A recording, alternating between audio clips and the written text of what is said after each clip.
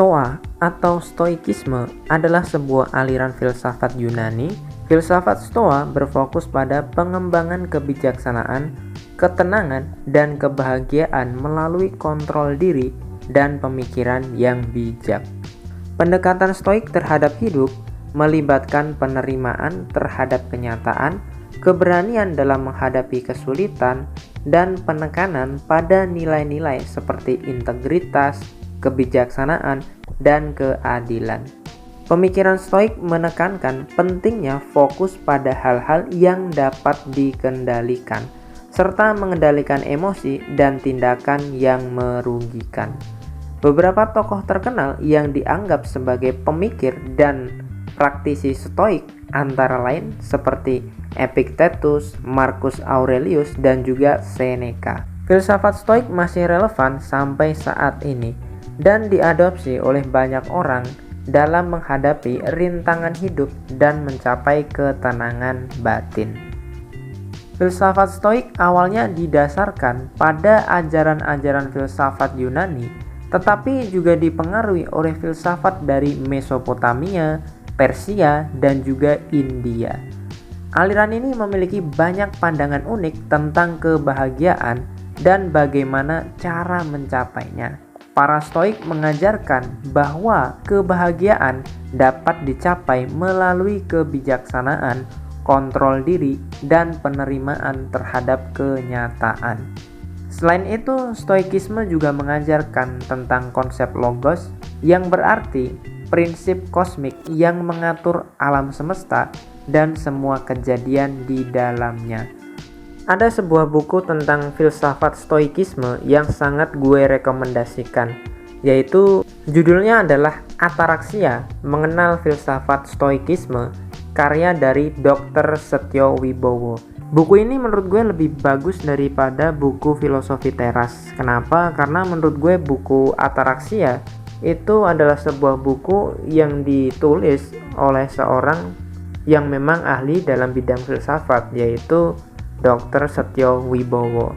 Sedangkan Filosofi Teras itu menurut gue adalah buku filsafat yang bahasanya adalah bahasa populer, bukan bahasa akademik. Sehingga menurut gue buku Ataraxia itu lebih komprehensif dalam membahas Stoikisme. Namun di video ini gue nggak akan membahas tentang Ataraxia, karena Ataraxia ini sebenarnya adalah salah satu bagian penting dari filsafat Stoikisme. Di video ini gue hanya akan mengenalkan filsafat Stoikisme secara general. Mungkin kita bakal bahas Ataraxia di video yang akan datang. Ada banyak tokoh Stoa yang bisa kita dalami satu persatu. Namun pada kesempatan kali ini kita hanya akan membahas 3 orang saja. Yang pertama yaitu Epictetus. Epictetus memiliki sebuah gagasan di mana manusia memiliki kendali penuh atas pikiran dan tindakan mereka, sehingga mereka harus bertanggung jawab atas keputusan mereka. Gagasan ini mengajarkan bahwa kita harus mempertanggungjawabkan setiap tindakan dan keputusan yang kita buat, serta kita itu harus menyadari bahwa kita memiliki kendali penuh atas pikiran dan emosi kita. Misalkan kayak ketika kita mengalami kesulitan dalam hidup, kita tuh sebenarnya dapat memilih untuk meresponnya dengan sikap yang positif ataupun negatif. Ketika ada masalah, kita tuh bisa ngerespon dengan respon yang emosional atau tetap tenang. Sebenarnya kita memiliki kendali penuh atas pikiran dan tindakan kita dalam situasi tersebut. Tapi kadang-kadang kita itu ketika kena masalah, kita ini kan tiba-tiba jadi temperamental, emosian, dan marah-marah. Kita lupa bahwa kita ini sebenarnya punya kontrol penuh terhadap pikiran dan emosi kita. Gagasan lain yang bagus dari Epictetus adalah penderitaan berasal dari persepsi kita terhadap suatu situasi, bukan dari situasi itu sendiri. Gagasan ini mengajarkan bahwa penderitaan yang kita rasakan tidak selalu berasal dari situasi yang kita hadapi, tetapi berasal dari persepsi kita terhadap situasi tersebut. Contoh dari gagasan ini adalah ketika seseorang kehilangan pekerjaannya, dia bisa merasa sedih, putus asa, ataupun menderita. Atau kamu tuh bisa berpikir bahwa ya kayaknya gue bisa dapetin pekerjaan yang lebih baik daripada ini. Daripada kamu sedih, daripada kamu menderita. Kita bisa aja menderita ketika kita kehilangan pekerjaan. Tapi di sisi lain kita ini juga bisa melihat bahwa ketika gue kehilangan pekerjaan, berarti gue punya kesempatan untuk nyari pekerjaan yang lebih baik. Tokoh kedua yaitu Seneca. Seneca ini mengajarkan bahwa kita itu harus mengembangkan kebijaksanaan dan mempelajari bagaimana cara mengatasi kesulitan hidup. Gagasan ini mengajarkan bahwa kita harus mengembangkan kebijaksanaan dan belajar gimana caranya mengatasi kesulitan dalam hidup. Misalkan ketika kita mengalami masalah atau kesulitan dalam hidup, kita tuh sebenarnya dapat mempelajari dari pengalaman tersebut dan mengembangkan kebijaksanaan untuk menghadapi masalah di masa depan.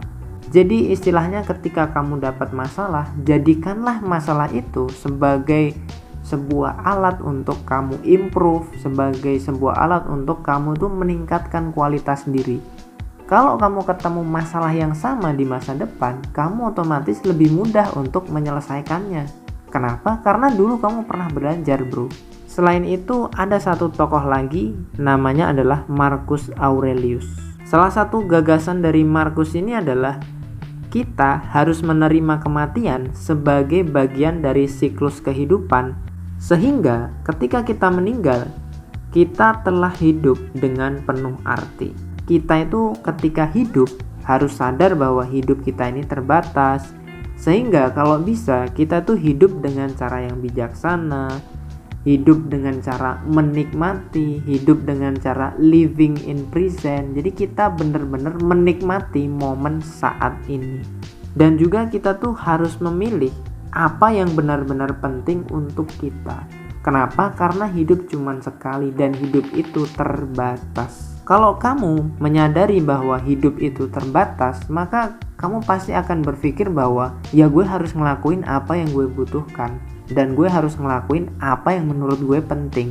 Namun di sisi lain kita juga harus tenang dalam kehidupan dan menikmati hidup.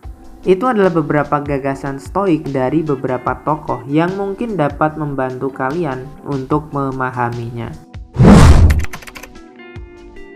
Lalu gimana caranya kita bisa menjadi pria stoik di era modern ini? Pertama, menjaga emosi dan kontrol diri. Seorang pria yang mengikuti filosofi stoik akan berusaha untuk menjaga emosinya dan kontrol diri dalam situasi apapun, termasuk dalam hubungan cinta.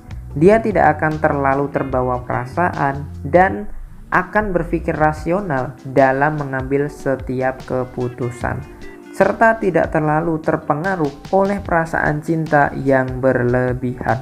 Contohnya misalkan kalian lagi ada konflik, lagi ada pertengkaran. Nah, sebagai pria yang mengikuti filosofi stoik, maka kalian itu tidak langsung emosi, nggak langsung temperamental, tapi kalian tetap berusaha untuk tenang, berusaha untuk memikirkan solusinya tanpa harus menyakiti perasaan cewek kalian.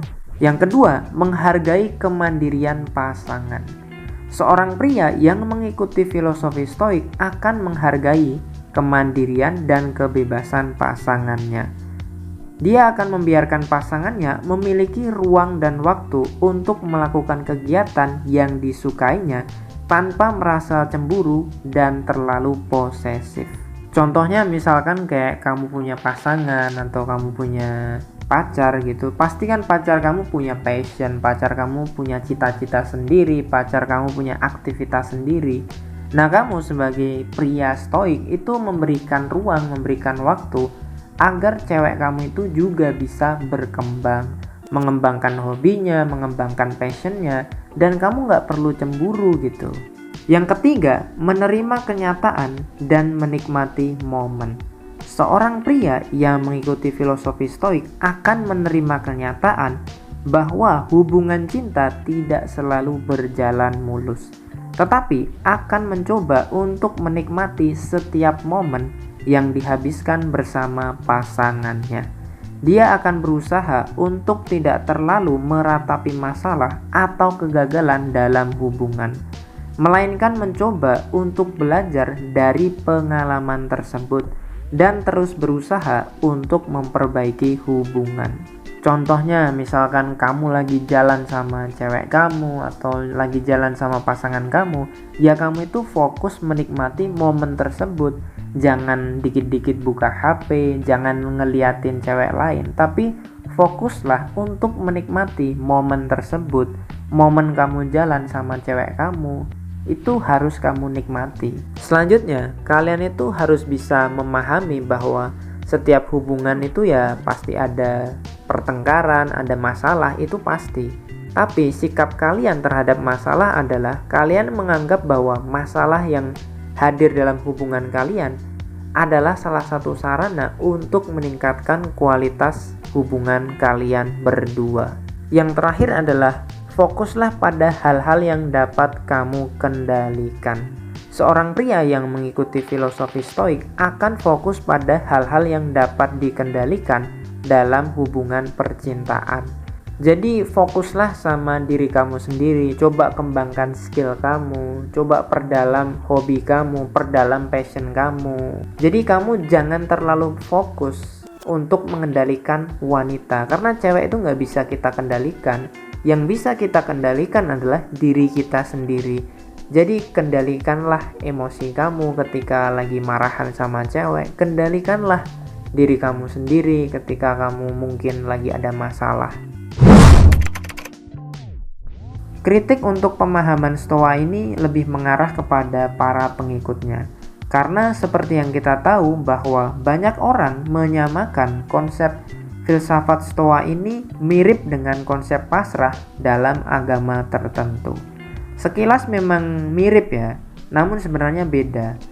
Banyak orang tuh merasa pasrah, tapi sebenarnya yang dia lakukan itu bukan pasrah, melainkan putus asa. Jadi yang perlu diingat adalah esensi Stoa itu adalah fokus dengan apa yang bisa kita kendalikan dan menerima kenyataan dengan pemahaman, bukan pasrah yang berarti putus asa. Biasanya orang itu ketika menafsirkan pasrah itu ditafsirkan seperti ngeluh, menyerah, bilang ya udahlah mungkin bukan rezeki gue, ya udahlah mungkin takdir. Jadi filsafat Stoa dan pasrah itu jauh berbeda.